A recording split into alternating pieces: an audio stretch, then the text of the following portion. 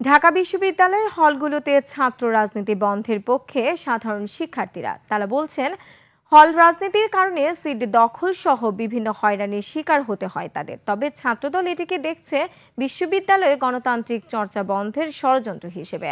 আর ছাত্র শিবির ও গণতান্ত্রিক ছাত্র সংসদ বলছে, অংশীজনের সাথে আলোচনা করে সিদ্ধান্ত নেওয়া উচিত।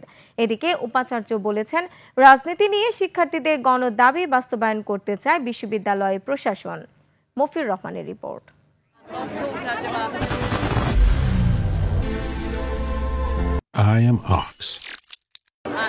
ঢাকা বিশ্ববিদ্যালয় ছাত্রদলের হল কমিটি ঘোষণার পর সাধারণ শিক্ষার্থীদের পক্ষ থেকে দাবি ওঠে হলগুলোতে ছাত্র রাজনীতি নিষিদ্ধের। এ নিয়ে শুক্রবার রাতে ক্যাম্পাসে মিছিল করে তারা। এ বিষয়ে সিদ্ধান্ত নিতে বিশ্ববিদ্যালয় ভিসির সভাপতিত্বে বৈঠকে বসে প্রভোস্ট কমিটি। সাধারণ শিক্ষার্থীরা বলছে, ক্যাম্পাসে রাজনীতি থাকতে পারে, হলভিত্তিক রাজনীতি নয়। সকলের সম্মিলিত সিদ্ধান্ত ছিল যে হলে কোনো ধরনের লেজুর ভিত্তিক ছাত্র রাজনীতি থাকবে না। তো এই সিদ্ধান্ত অবশ্যই হচ্ছে ছাত্রদের পক্ষে এবং এটা কল্যাণজনক। হল ভিত্তিক ছাত্ররাজনীতি বা এই ছাত্ররাজনীতির যে বিরূপ প্রভাবটা, এটার এগেন্স্ট সবসময় হল প্রশাসনকে সহযোগী ভূমিকা পালন করার আহ্বান জানাচ্ছি। তবে ছাত্রদল বলছে, হঠাৎ এমন দাবি ডাকসু নির্বাচন ও হলভিত্তিক নির্বাচন বানচাল করার ষড়যন্ত্র। হল রাজনীতি যদি বন্ধ হয় তাহলে হল সংসদ নির্বাচন কিভাবে হবে?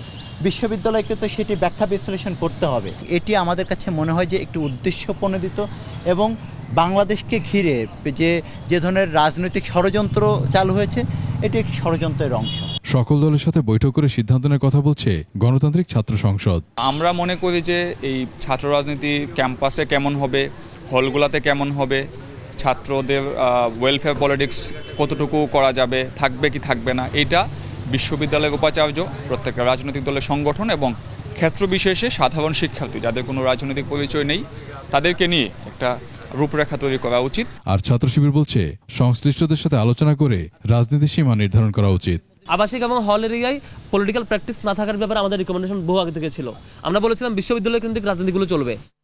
আমাদের রিকমেন্ডেশন ছিল রাজনৈতিক সংগঠনগুলোর প্রতিনিধিরা তাদের হলে থাকবে আবাসিক শিক্ষার্থী হিসেবে। কালকের যে ঘোষণা, শব্দ চয়নের কোনো সংজ্ঞায়ন ক্লিয়ার না। রাজনীতি নিষিদ্ধ বলতে কি মিন করছেন তিনি?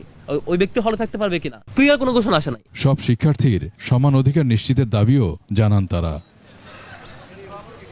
মফির রহমান, 21 টেলিভিশন।